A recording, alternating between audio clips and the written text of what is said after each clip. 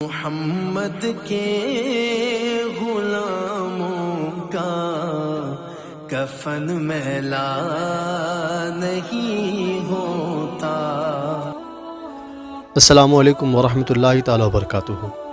حضرت جابر رضی اللہ تعالیٰ عنہ سے روایت ہے کہ حضرت عمر رضی اللہ تعالیٰ عنہ نے حضور صلی اللہ علیہ وسلم کی بارگاہ میں عرض کی کہ یا رسول اللہ صلی اللہ علیہ وسلم، ہم یہودیوں سے کچھ ایسی باتیں سنتے ہیں جن سے ہمیں بہت تعجب ہوتا ہے، تو کیا ہم ان میں سے کچھ لکھ لیا کریں؟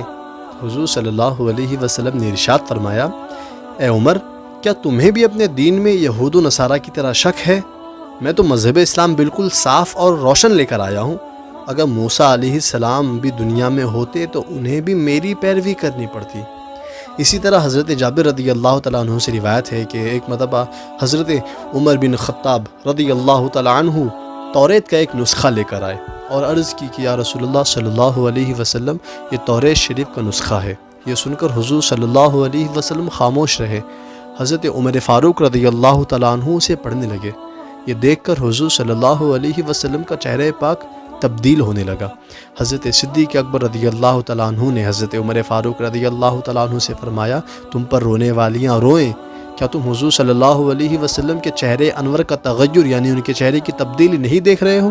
حضرت عمر رضی اللہ تعالیٰ عنہ نے حضور رحمت عالم صلی اللہ علیہ وسلم کا چہرہ انور دیکھ کر عرض کیا کہ میں اللہ اور اس کے رسول صلی اللہ علیہ وسلم کی غضب سے پناہ مانگتا ہوں۔ ہم اللہ کے رب ہونے، اسلام کے دین ہونے اور محمد صلی اللہ علیہ وسلم کے رسول ہونے پر راضی ہیں۔ حضور صلی اللہ علیہ وسلم نے ارشاد فرمایا، قسم ہے اس ذات کی جس کے دست قدرت میں محمد صلی اللہ علیہ وسلم کی جان ہے، اگر حضرت موسیٰ علیہ السلام بھی ظاہر ہو جائیں اور تم مجھے چھوڑ کر ان کی پیروی کرنے لگو تو یقیناً تم گمراہ ہو جاؤ گے۔ اور حضرت موسیٰ علیہ السلام اگر دنیا میں ہوتے اور میری نبوت کا زمانہ پاتے تو وہ ضرور میری ہی پیروی کرتے۔ میرے پیارے دوستو، حضرت موسیٰ علیہ السلام اولو العزم پیغمبروں میں سے ہیں۔ آپ کا مرتبہ نہایت ہی بلند و بالا ہے، مگر اگر ہمارے آقا صلی اللہ علیہ وسلم کے زمانے میں آپ ہوتے تو آپ کو بھی حضور علیہ السلام کی اتباع اور پیروی کرنی ہوتی۔ جب اتباع سنت کی اس قدر اہمیت ہے تو پھر آج ہم کیوں اس سے اتنے دور ہوتے جا رہے ہیں؟ ہمیں چاہیے کہ ہم اپنی زندگی میں حضور رحمت عالم صلی اللہ علیہ وسلم کی سنتوں کو اپنائیں۔